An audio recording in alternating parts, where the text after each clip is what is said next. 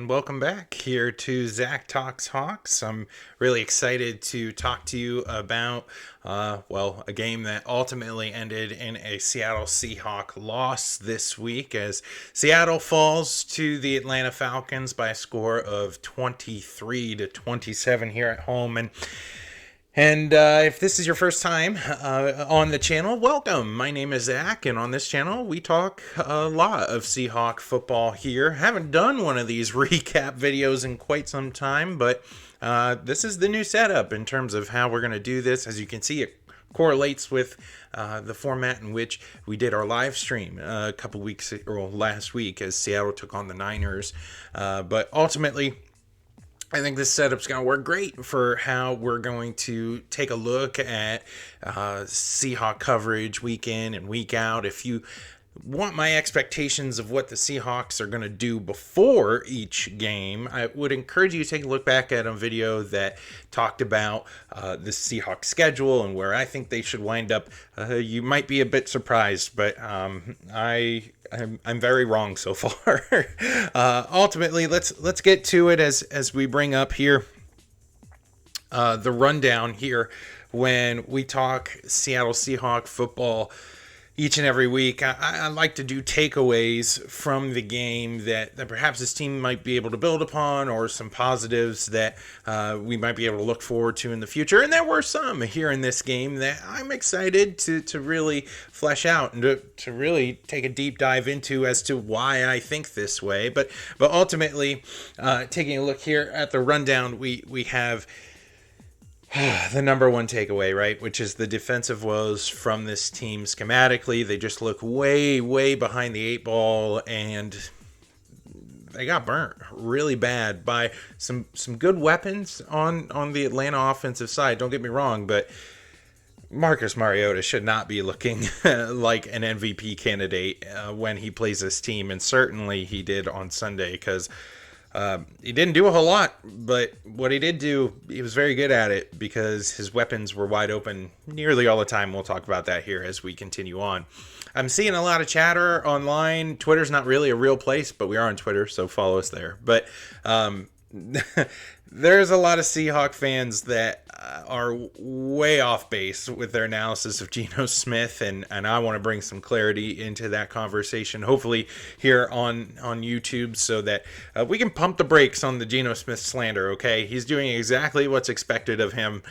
Nothing really more than that, but he's certainly not the reason why Seattle lost on Sunday. And then ultimately, the duh moment of the day, right, where coaching blunders are the front and center in terms of how I feel Seattle wound up losing this game. But ultimately, let's take a look here at, just a couple things, a couple images from the game that we can take away from. Our first image here is Tyler Lockett, and this is a story that I want to follow throughout the week and ultimately see if anything comes up of Tyler Lockett and his story versus Atlanta. Lockett was having himself a pretty good game as he and Geno seemed to be clicking. Geno, of course, found DK Metcalf in the end zone for a strike early on in this game, but it was Lockett that would find holes in the coverage and do what Tyler Lockett does early and often. However, Tyler Lockett took some massive hits on Sunday, and I'm curious because he did leave the game for a short period of time. He actually went into the medical tent, and there was coverage showing DK Metcalf going over and seeing what's up. But eventually Lockett made his way back into the game, only to continue to get hit exceptionally hard, harder than really I can remember in recent memory of Tyler Lockett getting hit. Normally he's very quick and he gets down very, very easily in the zone, and he took some big time hits on Sunday that I'm very curious to see if he winds up on the injury list, to see if he is limited in practice this week. Keep an eye out on Tyler Lockett. And then also this is the story, right, of what became known as an onslaught of offense from Atlanta. It wasn't all bad, right? Seattle's defense didn't allow points on every single drive. It's not like every time Atlanta got the ball, they went down the field and scored, but it was pretty close. And when it mattered the most, the trend of the day became all about how Atlanta was continuing to find targets deep down the field. And let's talk about the stats of the day and try to unearth where it all went wrong for Seattle and their defense on Sunday. Because we take a look here at the chart, Marcus Mariota wasn't very special, but there wasn't a whole lot asked of him. If you take a look at Cordell Patterson, 17 carries for 141 yards, man.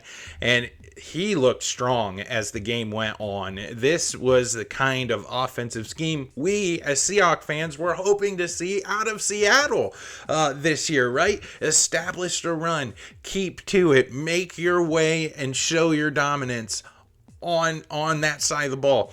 Look at the totals for Atlanta. 13 carries between 4 different rushers. They got Mariota involved in the running game. 31 carries between 4 different rushers, for 179 yards. Patterson, of course, bringing 141 of those yards to the table. But they rushed for 2 touchdowns. And what was asked of Marcus Mariota? Just try to throw the ball 20 times.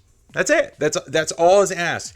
And that was the offensive scheme that we were promised when Russell Wilson left, right? We're gonna play big time defense and we're gonna go and run the ball and we're gonna do that well.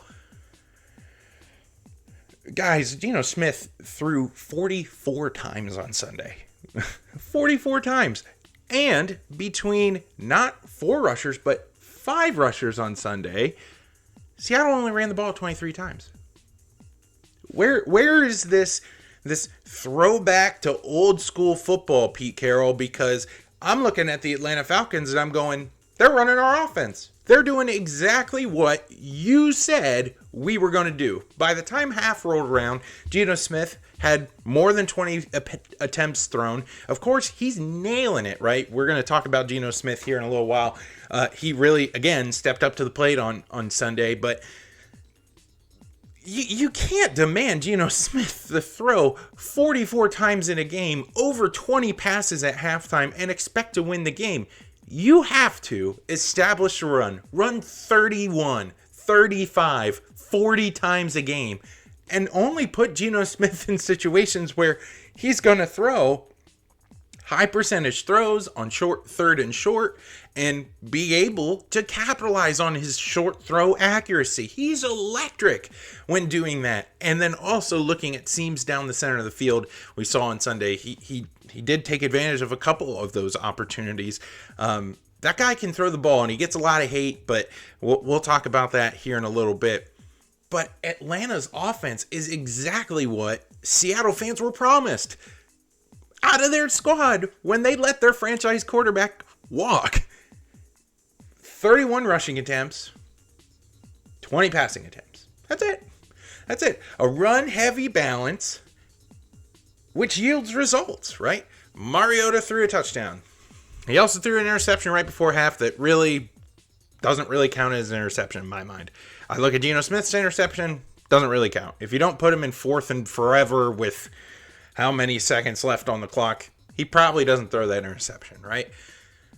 But Marcus Mariota, game manager, did what he needed to do, came out and won the game. And the offense looked unstoppable with weapons like Kyle Pitts and Drake London. When they were targeted, man, they were open as open can be deep down the field because they used their running game to open up their passing game. Seattle still is running an offensive scheme that I think mirrors what Pete ran when Russell was at the helm. And man, this is not looking good for Carroll and company if this is the offense you're going to trot out on the field every week. Yes, Geno Smith held his own. Yes, he threw for over 300 yards. Yes, he had 2 touchdowns, and he had a throwaway interception. And his completion percentage is being broadcasted as one of the best in the NFL, and oh, look at Geno Smith. That's not the problem. The problem is Geno Smith is not that kind of quarterback. Geno Smith would absolutely thrive under the offensive scheme that we saw out of Atlanta on Sunday, where Marcus Mariota was only demanded to throw 20 of those passes. Well, guess what? We saw what happens when Geno Smith throws 20 passes or so. He completes about 15 to 18 of them at a clip. That's better than Mariota. He did that again this week. Threw 20 passes. This week, he again traveling in that clip of high percentage throws. When it's counted on him very early on in the game, Smith steps up to the plate. And I think you could get an incredible, efficient quarterback play. But, man, when the other team runs your offense better than you do, not a whole lot can be found here. Again, defensively, something's got to happen up front with Seattle in their run game, because allowing Cordell Patterson, which, don't get me wrong, Cordell Patterson, he's a talent, but when Cordell Patterson's rushing for that many yards, man, that's just begging teams in the NFL to just walk out there and be super simplistic on offense, not demand a whole lot out of their quarterback, and you're probably going to win the game, because the defense for Seattle cannot scheme up right against a talented running attack. A week where we saw last week, right, Al Woods step up and really be a menace in the run game. Man, we didn't see that this week at all. It's just they looked beaten, and at the end of the day, this team kind of sluggish on defense, not really showing up a whole lot of resistance, and ultimately that's what cost them the game. The fact that Seattle cannot run their offense that Pete said that they were going to run, right? And the defense being out there for a year and a half every single game, you're going to lose these kinds of games that were very winnable, right? Seattle's not a world beater this year, but they definitely could have beat Atlanta. Taking a look here at our second takeaway, Geno Smith, again, is not the issue, right? I'm not a rah-rah Geno Smith Seattle Seahawks fan, but ultimately, he's played great, right? I think I'm watching the same games everybody else is watching. Yeah, Seattle's 1-2. Seattle could have won this game. They got absolutely demolished last week, right? But Geno Smith isn't the issue. If you played Geno Smith like Pete Carroll said all offseason Geno Smith was going to play, right? He's going to be a game manager. He's going to be the kind of quarterback that's very efficient, high percentage throws, and we're going to be patient with our offense. That's Geno Smith, right? He's the perfect quarterback for that job. Every single game this season, we have watched Geno Smith come out and be pretty dang good early on in a football game. When you make him throw 44 times, 39 times, 55 times a game, you're not going to win with Geno Smith as your quarterback, because you haven't established the run. By the end of the game, when you want to ice the game away, or by the end of the game where you want to drown out a lot of clock, like San Francisco did to Seattle last week, you don't have a run game to speak of. So what are you going to do? Well, empty set and let Geno work. That's exactly what we saw Seattle do in the second half of this game, and ultimately led to their downfall, because too much is being demanded out of that quarterback who has a lot of good skills. Geno can really sling a ball around the park. We saw a couple throws on Sunday that were underthrown. However, there are some throws that he has made this season already where I've sat back and I'm like, man, that's a lot of arm talent, right? He's putting, especially his sideline throws, right? He's very quick to get the ball away, right on target, throwing it in a way where the receiver can only come down with it. I think of he tried to go for it on Sunday, thrown to the back of the end zone, DK over the safety, and where's Geno put it? Way up high, only to where DK can grab it, and that's it. Nobody else is going to get that ball except for DK Metcalf, if DK Metcalf gets it. Those are the kind of throws that I'm looking for when I'm taking a look at quarterback talent. And Smith has those tools. You cannot force him, though, to throw for 40, 50 times a game and expect to win. This team needs to be as advertised, and that brings us to our coaching blunders of the day. What is going on with the coaching in Seattle, right? There's a tremendous amount of pressure to go out and to do it your way now. Russ is gone. You made the choice. You picked the coach, you picked the GM over your franchise quarterback. That's fine. But you can't just talk a big game and then not do anything about it. We said all offseason, okay, Seattle's going to go back to a run-managing offense where the quarterback doesn't have a whole lot to ask from him, and they're going to prioritize being physical and running the football and being a disciplined defense. And where is all that? The defense doesn't play defense until you get into the red zone. Even this week, they didn't really do that. The offense, kind of running the ball, seems to be an afterthought. We had we had Walker come in, play okay, had some flashy plays, but the run's never established to make that happen, especially deep into the second half of a football game. That's on coaching. That's on game planning.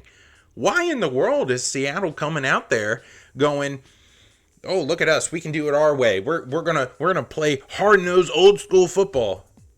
And then you line up Dino Smith in an empty set backfield in shotgun formation.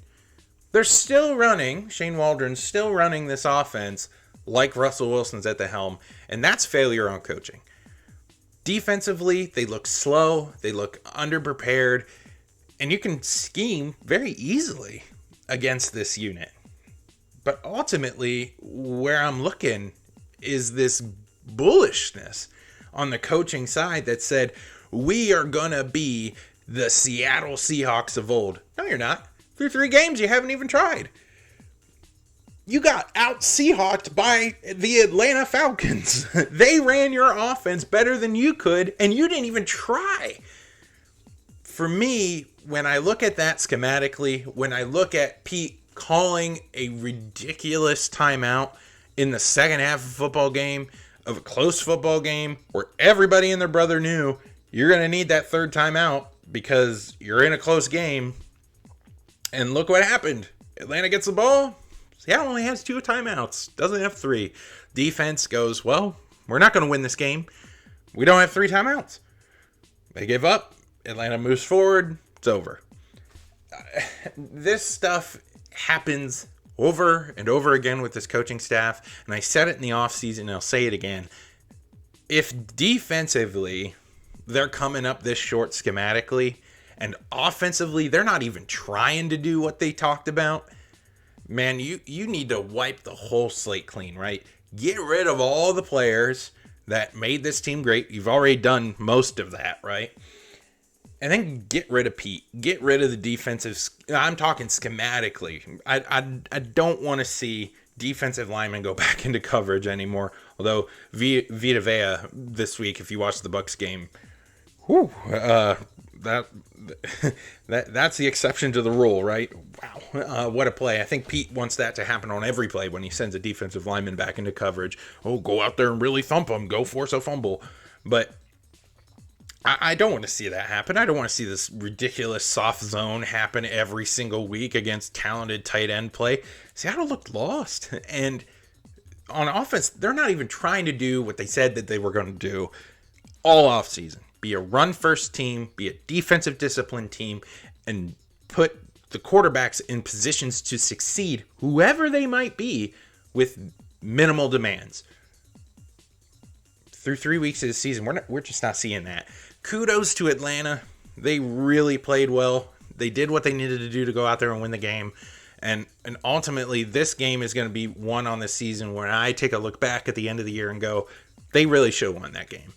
Seattle was the better team. They had home field advantage. And in my opinion, if they would have just stuck to their guns and did what they said that they were going to do, they definitely could have won this game, especially offensively. Defensively, we're just going to have to deal with this unit being probably one of the worst in the league, and see if offensively we can put it together and be a team that doesn't hang that defense out to dry every week. That's going to be the recipe for success. And ultimately, guys, again, I said it in the beginning of the video, Seattle's not a world beater. They are not going to go out there this year and win a bunch of games. But the games that they're supposed to win, I really want to see them win. This is one of those games where I really felt like Seattle should have won. And ultimately, they come up short.